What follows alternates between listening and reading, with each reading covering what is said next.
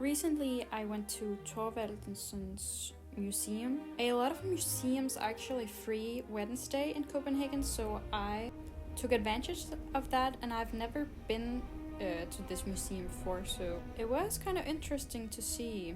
Bertel Thorvaldsen, 1770 to 1844, is one of Denmark's greatest sculptors.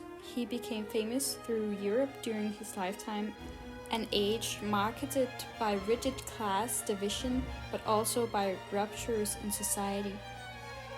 Thorvaldsen was born to a poor family in Copenhagen and spent half of his life in Rome. To be honest, I haven't really heard a lot about this artist before, actually. But he has a whole museum inside of Copenhagen all to himself. It said somewhere that a lot of his sculptures was also inspired by Greek and those kind of stories, like Hercules and stuff like that. It felt very classical, very kind of like Glyptoteket also with the statues. But I did find some of it really cool, especially how the buildings and the statues work together and how they play off of each other. There is also a whole section about the architecture, because that's also a whole art piece in itself. It was super interesting also with the time period and everything. And also, he's buried inside of the museum. There's this courtyard in the middle of the museum where underneath he's buried, and the chamber has never been opened, so we don't actually really know how it looks, but that's so interesting. And also he became rich. Wow, that impressed me. Compared to the fact that he grew up poor, he really became quite big in his time. So I think that's very interesting, and also that he traveled so much to Rome a lot. But besides that, just the kind of normal standard exhibition, there was this special exhibition where some other artist did a collaboration, in air quotes because he's not alive anymore, but they had made this kind of light show to his statues, those Greek ones with the Greek stories, and kind of tried to make a simulation of the underworld, I think. And you could go through it and then put on some headphones and listen to some really cool music. So there was some artists that had made the music and then made the light show of 3D animations, and then they projected it onto the statues, and it was really, really cool. I didn't even know they had that exhibition when I got there, but I'm really happy that I got to see it because it was really cool. There was this pamphlet that was Enter Afterlife, the end of earthly life, the river Styx, and ferryman of the dead, room 1 and 2. There's a lot of text, but on the way to the gates of Hades, room 3 and 4, the river of forgetting, Lethe, and the spring of memory, meaning something I can't pronounce, room 5 and 6, the Asphodel Meadows, room 7, Elysium, and the white snakes, room 8. It was just really well executed, and the music was really fitting and really cool. I thought it was so cool. So I would really recommend going and seeing that exhibition while it's still there.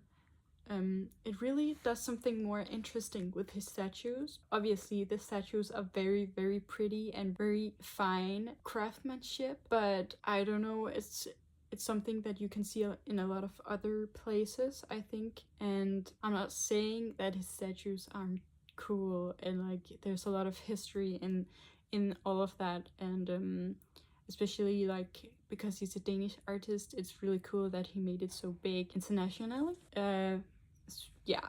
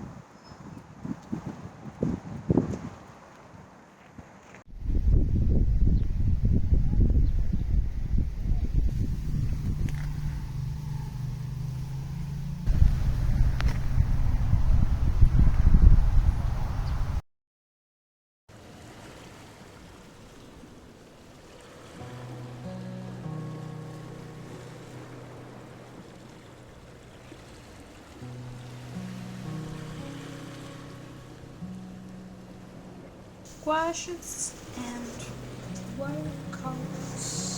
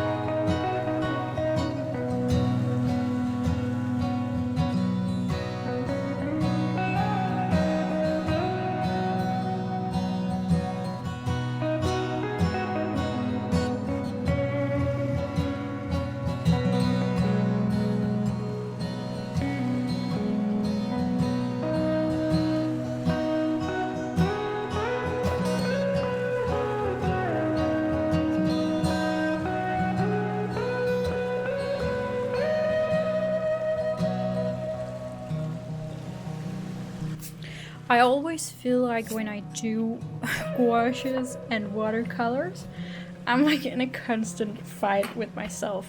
I have these two that are going more detailed, and then these kind of like blob thingies, and I'm always just in a fight with myself, like how much I should detail it, because I'm a person who really easily like fall into that like over detailing and accidentally like just working on a piece way too much so it kind of disappears into itself.